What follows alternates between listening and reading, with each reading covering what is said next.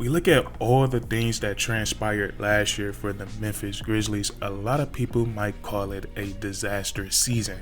When we look at them being towards the bottom of the Western Conference and missing the playoffs, and we look at their star player, Ja Morant, serving a 25-game suspension to begin the year, and then shortly after rejoining his teammates, he suffers an injury that keeps him out for the remainder of the season. And not just injuries to Ja Morant, but injuries to Desmond Bane, injuries to Jaren Jackson Jr. Even though he did play majority of the season, he still missed a big chunk of games.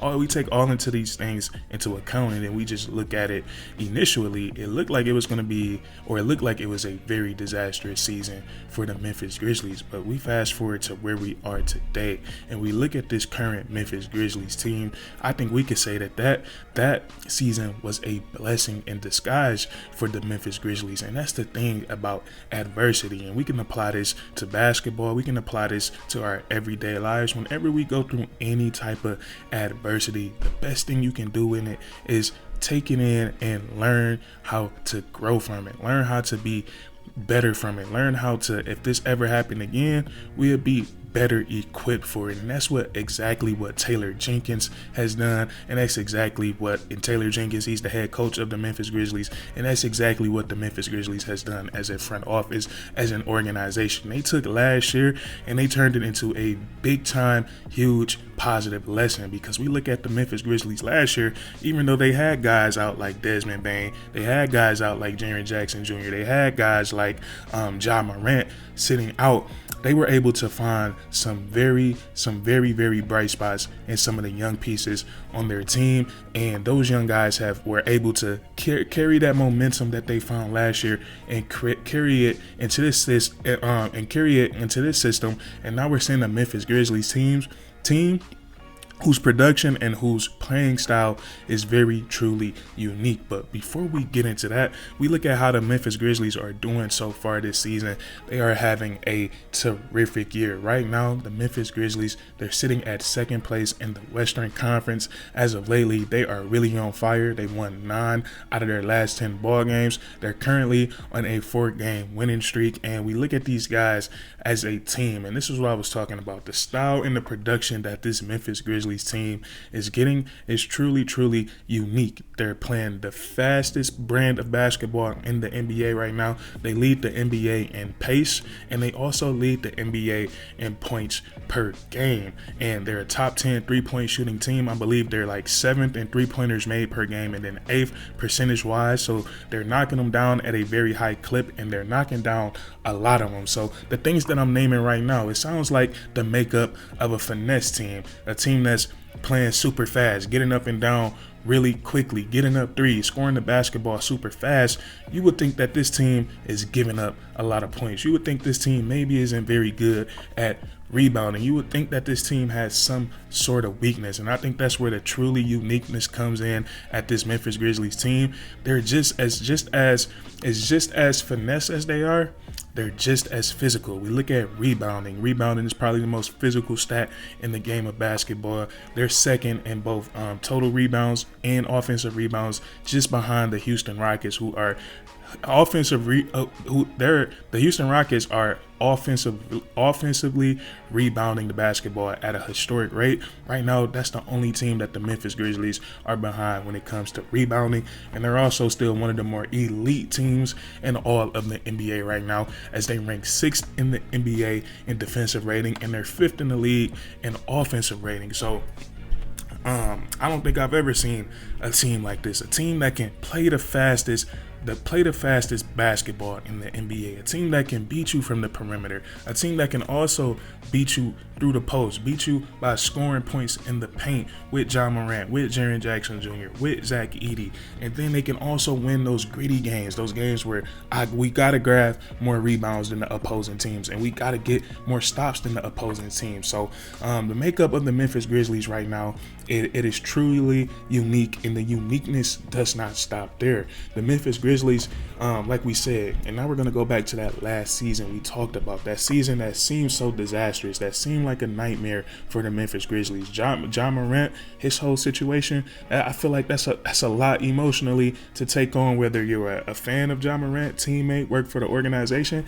That was a very crazy situation. So all of that glooming over the franchise, but like I said, when you go through adversity, no matter what it is, the best thing you can do is just to embrace it and try to learn from it. And that's exactly what the Memphis Grizzlies are experiencing right now, because we named all those wonderful stats as a team. And it's not like the Memphis Grizzlies are just throwing 8 guys out there. They're throwing 10, 11, 12, 13, 14 guys out there. And all of these guys on each and any given night can be very productive. Some of these guys, some of these role players on the Memphis Grizzlies can be the reason that they win a ball game. But we look at some of those players from last year. We look at a guy like G.G. Jackson, a second-round draft pick who took full what's the expression I'm looking for? He took full advantage of the opportunity he was given the situation that the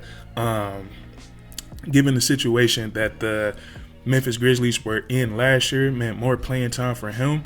Unfortunately, he missed a huge chunk of time this season. He is just getting back last month in January, and his last 2 games, he's had some pretty decent outings. It seems like he's going to be a productive player still for the Memphis Grizzlies. We look at Scottie Pippen Jr. He was another player last year who got a lot more opportunity for the Memphis Grizzlies with all the turmoil that they were going through. He was able to carry his momentum into able to carry his momentum into this upcoming season. And he's been a vital part to the Memphis Grizzlies so far this year, because Ja Morant, even though he's been available this year for the Memphis Grizzlies, no suspension to serve this year, he's still been dealing with some injuries that keep him out from time to time. And when Ja Morant is out, Scottie Pippen Jr., he slides into that starting point guard role, where the Memphis Grizzlies, they've been super successful without Ja Morant and Scottie Pippen Jr. in that starting point guard role. So those are two big time players that last year they showed a lot for the Memphis Grizzlies while they were going through the turmoil, and they noticed that these guys could be vital for us next year when we get to full strength. And then this is where we have to shift things back to the Memphis Grizzlies front office, because they've been doing an excellent job with their draft picks. They bring in Zach Edey this year, who's climbing that Rookie of the Year ladder each and every game. He seems like he's getting more acclimated, more comfortable with the speed of the NBA.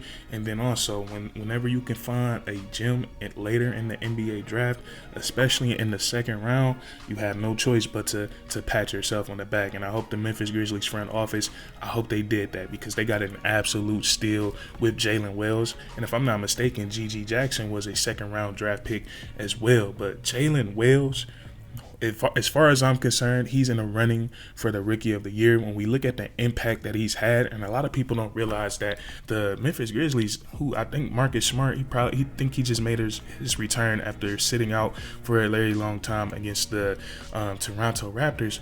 I don't think people realize that Jalen Wells, he is taking on that defensive role that would have been Marcus Smart role had he been healthy for a majority of this season. And Marcus Smart, he's a former Defensive Player of the Year as a guard. The last player to do that was Gary Payton, who's known as the Glove, one of the best defensive players of all time. So for Jalen Wells to be a rookie and be a guy leading this stampede for the Memphis Grizzlies, being a top 10 defense in the NBA, the challenges that he takes on every single night, and then for him to be able to provide, he's averaging 11 points per game, probably as the 5th, 6th, 7th option, a guy that's not really getting no plays drawn up for him. He's able to average 11 points per game. He's been very efficient from the field this year, knocking down 38% of his threes. Jalen Wells has been big time for the Memphis Grizzlies so far this season. He's a second round draft pick. So he's putting on some very elite defensive performances, some very memorable ones already this year.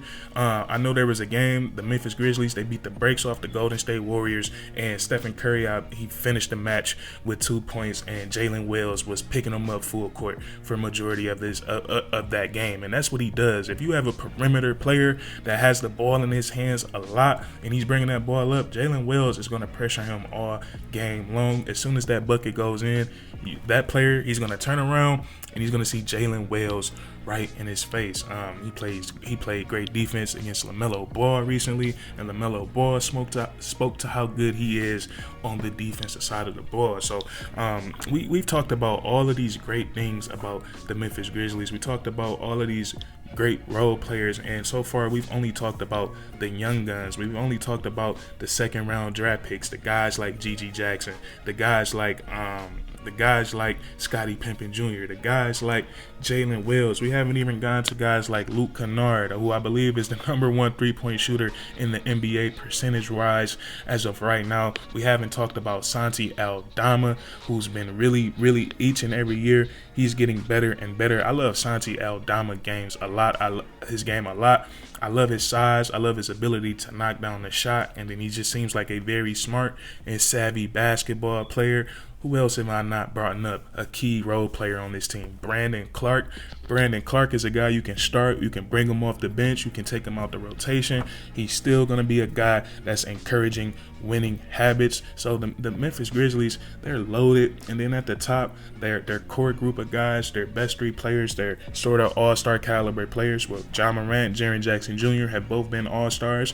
Jaren Jackson Jr. is an all-star this year, and then Desmond Bane, he hasn't been to the All-Star game yet, but he's definitely not a role player. I would put him as a borderline All-Star caliber type player. He has a lot of talent. So the Memphis Grizzlies, they've done something very special. Like I said, it's very unique. None of these guys are playing high minutes just yet. There's some games where 10 guys play, 11 guys play. Taylor Jenkins he's just sending guys in. He's just sending guys in. He knows no matter who's he's going to put in, they're going to be able to use that same formula and get the same results. So it's been really fun to watch the Memphis Grizzlies so far this year, and they're making that Western Conference even more interesting. So that's what I want to talk about with you guys today. If you enjoyed, please leave a like. Comment down below if you agree or disagree, and then subscribe for more weekly content. We do this all the time, man, and that's curtains.